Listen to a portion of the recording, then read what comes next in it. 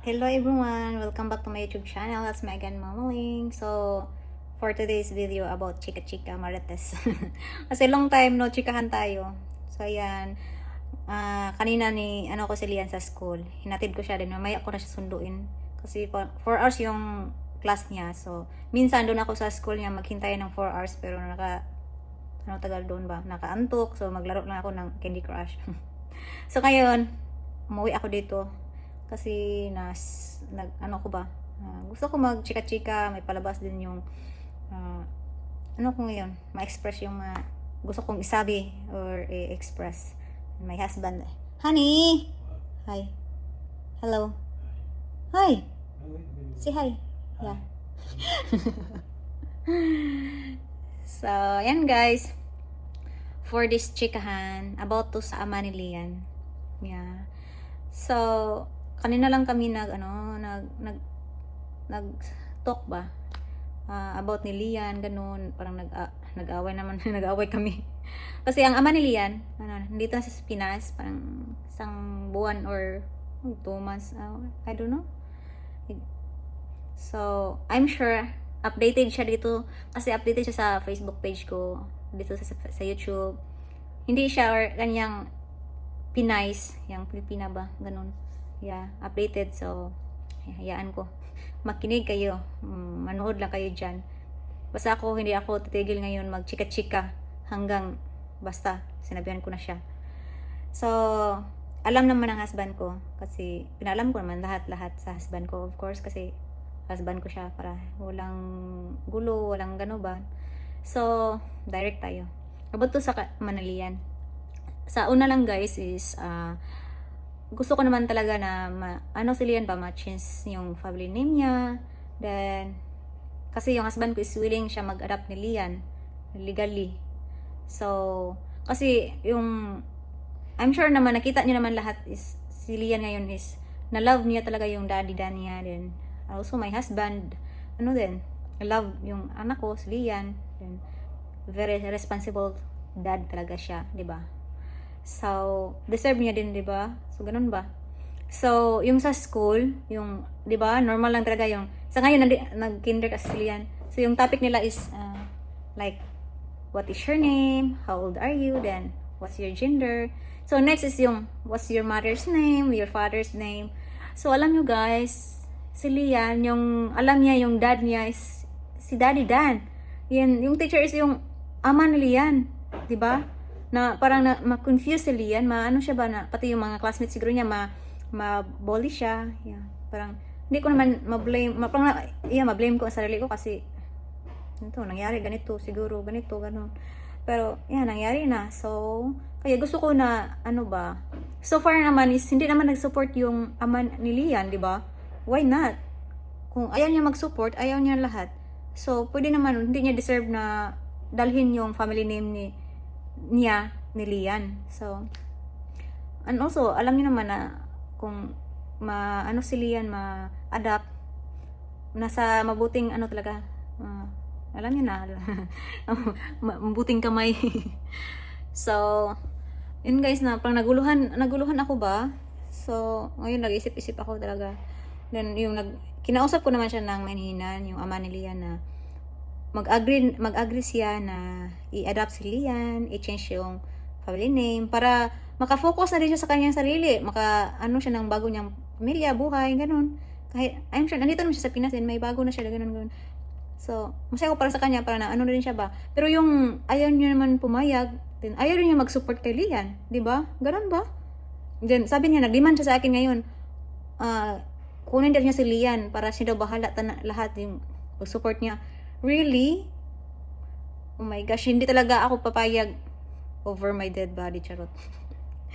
Never ko talaga isusuko si Lian. Alam niyo lang yan before pa, 'di ba?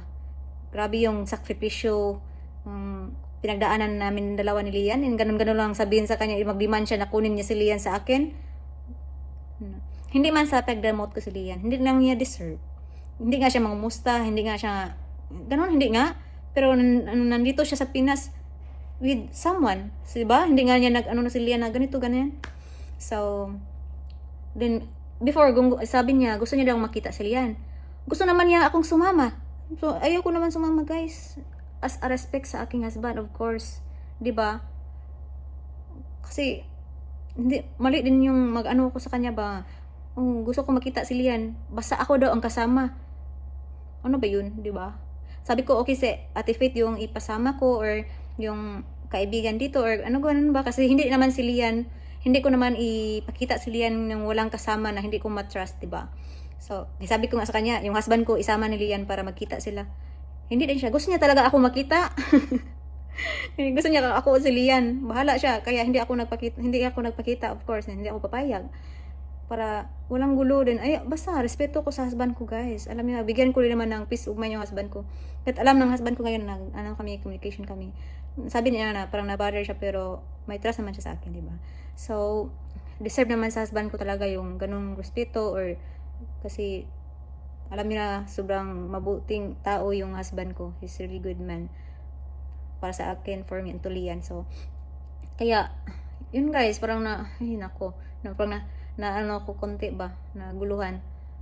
Yeah, then, basta guys, oy. Then ngayon, pang nagpost ako sa Facebook, ganun nga. Kasi, gitrend ba threatened niya ako guys, na, ano ba yun, magpatulpo-tulpo kung, before daw, may makausap siyang mga Pilipina ba? Mga Pinays yan, mga kausap niya, alam ko, may nanood dito. Bakit daw hindi siya nagpatulfo? Gipatulpo daw ako kasi na-scam daw kanang ano ba, ganun. Nasa street daw siya na. Oh my gosh, alam niyo talaga yun guys, parang ako yung na-scam. Sana yung motor ko, di ba? Iniwan kami ni Lian na, oh my gosh, alam niyo talaga yung pinagdaanan hirap. Parang maiyak, nalimutan ko man yung mga hirap na pagdaanan namin ni Lian, pero kasi nasa mabuting situation kami ni Lian ngayon. Yeah. Pero ganun ba na bakit daw hindi nagpatulfo? Ganun yung mga babae na nag-message sa kanya. Ang ano ta na blame niya, naghiwalay kami, sinira ang pamilya namin daw kasi ako daw ganito, ganyan. Ako yung sinisisi. Very immature. Immature din naman ako pero mas immature siya. Then irresponsible, di ba? Basta guys, then salong chika-chika talaga to.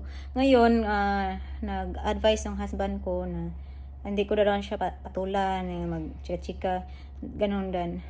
Para bigyan ko rin ng peace of mind ng husband ko.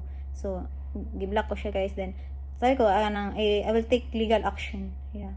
Mag-ask ako ng, sabi niya guys, kasi sabi ko sa kanya na, lang siya ba, mag-agree lang siya na i-adapt si Lian para naman, hindi naman siya nag-support. So, kung siya, mag-support siya kay Lian, di ba? Before, naintindihan ko na hindi siya mag-support kasi, wala, yung bago pa siyang dito sa Pinas. Then, ngayon na, matagal-tagal na rin, yung nalaman ko na, andito siya sa Pinas din, may pang nga siya dito sa kanyang mga bago, hindi siya makapag-support sa kanyang anak, di ba? Hindi man sa ganun guys na, hindi ma-support, about sa kay Lian, walang pera, ganun kasi, ko ng support para kay Lian. Pero obligation niya kasi ama siya. Yun lang. Kahit 1,000 lang good guys. Ganun. Para lang sa kailan. Sabi niya, wala daw siya pira. Ganun. Pero nandito sa Pinas niya. So, yun. Then, sabihan pa niya ako na ATM ko daw yung husband ko. Then, sabi nga, baka nag-jealous lang siya kasi wala siyang ATM. May ATM siya ngayon.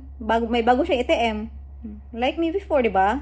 Ginawa lang akong, para din akong sugar mommy. Alam niyo talaga yan. So, I'm sure yung mga Pilipina naman na nakinig sa kanya, sa yung mga picture na naniwala sa kanya, ganun, patulpo daw ako kasi, bakit? May nakuha ba ako sa kanya? Walan ba siya ng pira dahil sa akin, millions, or parang ako yung nawalan, yung motor ko, di ba? Yung sahod yun sa Facebook, sa YouTube channel ko, di ba? Yeah, then, yung ginawa niya sa amin diyan, yung iwan ko guys, emotionally, mentally, damage talaga yung ginawa niya sa akin. So, traumatic yun. So, ngayon, paano niya ako guys, pag-guilty, ganun daw, yung nagsakit daw ako, yung bago kong panganak guys ba, yung bang tasasan akong tahi, yung disgrasya yung after ko pagpanganak, di ba? Yun daw, siya yung sa as ko. Hindi ako makagalaw dahil may sakit ako, ganun. Parang ginapagalitan niya ako, pero why? Obligation niya kasi bago ako nanganak, di ba? nagkaganyan ako dahil sa anak namin, ganun, dahil sa nanganak ako, ganun ba? So, iwan, uy, parang, yung isip is immature pa ganun. Akala ko nag-change na kasi, sabi niya, ako daw yung immature, dramatic daw ako.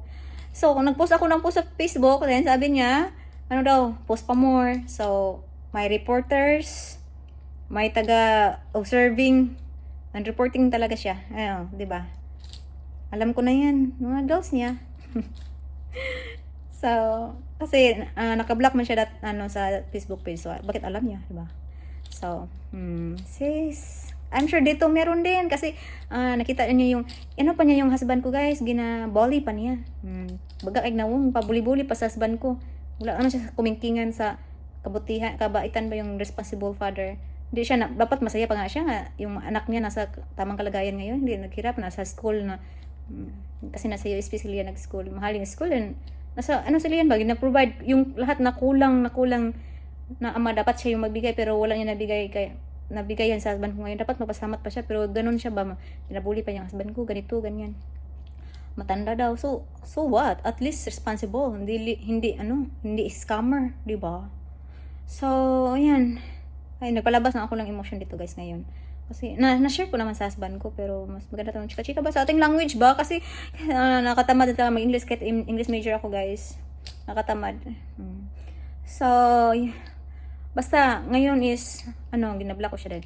Nasabi pa na niya, gitretan ko din siya na, kung hindi siya papayag sa gusto ko, hindi ako magtigil mag-post sa social media. Sabi nga niya, padulpod ako. Mas maganda yung ipatulpod, guys, diba? Sisikat pa. Hindi ako matakot magtulpo siya, oy.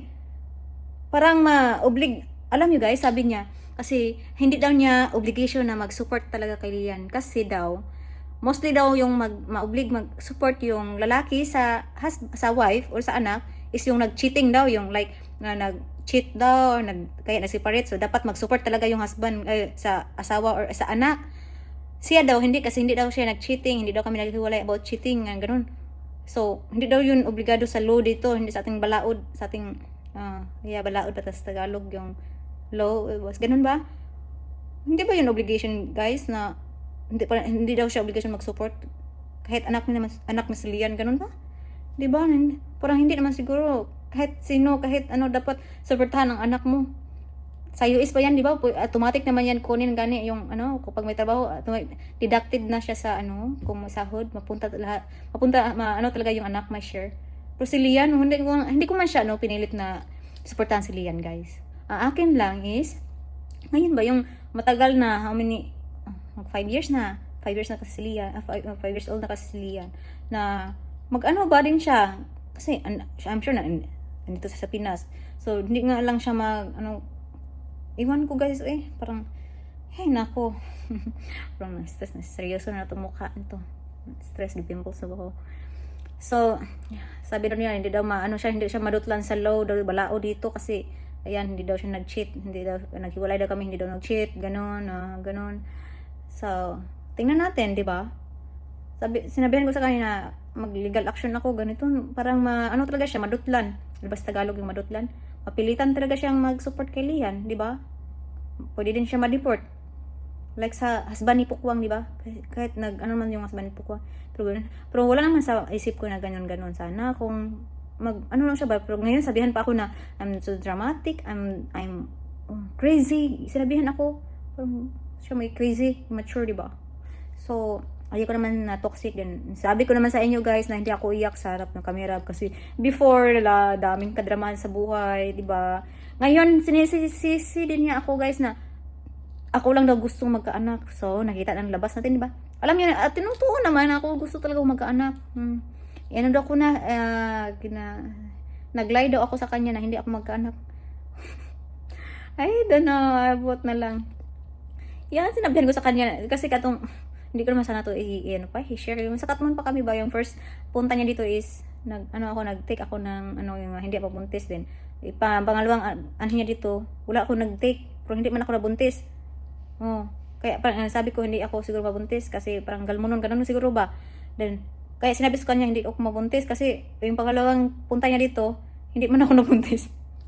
Yung pangatlo, yun ang nag-stay kami matagal sa Katmon, yung pandemic, doon ako nabuntis, guys. So, Yeah, sabi niya, nag-lie ako sa kanya, hindi ako mabuntis. Hindi ko naman, talaga na, hindi mabuntis. Pero, that time kasi is parang 2 years din kami nagsama rin, hindi ako nabuntis. So, yun yung naisip ko, hindi ako mabuntis. Ngayon, ako yung sinisisi sa kanya, niya na, ako lang daw may gusto magkaanak, ganun. Pero never ko din pinagsisihan na may anak ako na si Lian. I'm so thankful and blessed na nagkaroon ng anak ni Lian, si Lian. Yeah. Kaya, kahit anong gagawin niya na kunin niya si Lian, over my dead body talaga. Kahit wala, hindi siya mag-support. Basta, nandito lang si Lian sa akin. Hindi niya naman deserve. Yeah, diba? Alam niya talaga yan. Siguro, kung dumating na yung panahon, yung tamang panahon na si Lian na mismo yung magdesisyon, diba? Kasi kung gusto niya mapunta dun, pero I'm sure, I don't know, kasi nalab niya yung daddy Dan niya ngayon. Hindi ko naman yun ma-forced. Kasi, kung ano yung feelings sa bata, ano niya ngayon, is yun yung pinakita sa kanya, ginatrato sa kanya, kaya siya na-love niya yung si daddy niya. So, hindi natin maturuan ang pagmamahal ng isang bata, diba? So, yeah. Honestly guys, hindi ko si Lian tinuruan na mag-hate sa kanyang ama. Hindi.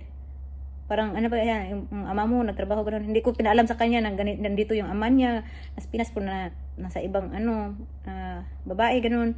Hindi. Kasi ayaw ko si Lian ba involve yung ganun. Pero yun lang sa akin, naka-bother sa akin na yung magtanong ba yung kung sino yung ama niya. So syempre talaga yung isagot niya is yung daddy Dan niya. Kahit sinabihan ko naman siya na yung totoo mong ama, ito ang pangalan.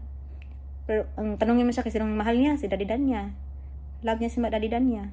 So yan guys, mahaba ng chikahan. Basta yun lang, marami pa akong chika guys, next time na lang kasi na ako ng boses. Yeah, hindi talaga ako tigil mag-post Facebook, bahala. Boring ako dito, bored. So, walang magawa. May time ako mag-post, mag-update. Bahala, wala manonood, basta mag-post ako. Lingaw-lingaw, rin ako sa akin guys, ipalabas. Ipakita ko din sa kanya, bahala siya. Yung sa babae niya manood dyan, hala, go, panood kayo, magsumbong kayo yun. I'm sure may mga followers na ako na sa kanyang side, hala, go. Sumbong kayo, sumbong. Pwede din kayo mag-comment. More basher. Mas maganda yun. Wag ako ngayon kasi palaban na charoti. Hindi naman, hindi tayo magbago. Mamiling din to. Pumisis na. Pimples ang jugo So, again, yun lang. May check up ako about to. Doon basta yung about balaod pero next time naman guys sa sa willing lang manood ha. Walang to. Willing lang talaga manood. Kaya pasensyahan niyo na yung Bisaya yung pag-speak ko kasi Bisaya man ako Bisayang bisdak ba Bisayang English naman, dito tayo mag-English kaya hindi naman tayo foreigner, dito naman tayo sa Pinas, so mahalin na natin sariling wika. Ganun lang. Kaya then Bisaya lang talaga ako, Bisayang ako. I'm proud Bisaya. Bye guys, thanks for watching. Yan ang chika chika.